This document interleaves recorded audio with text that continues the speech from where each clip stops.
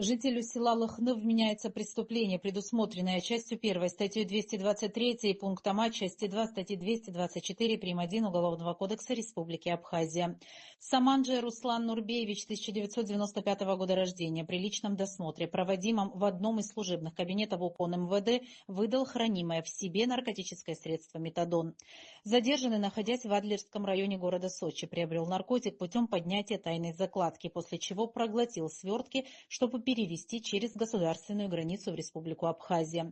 Оперативную информацию разработали и реализовали сотрудники УКОН МВД, в результате чего совместно с сотрудниками Государственного таможенного комитета задержали подозреваемого после пересечения границы на КПП ПСОУ. Уголовное дело, возбужденное в отношении гражданина Саманджия по факту незаконного приобретения, хранения без цели сбыта, а также ввозу на территорию Абхазии наркотического средства в крупном размере, расследует следственная группа линейного управления на транспорте Министерства внутренних дел. Подозреваемый санкционирован к содержанию под стражей.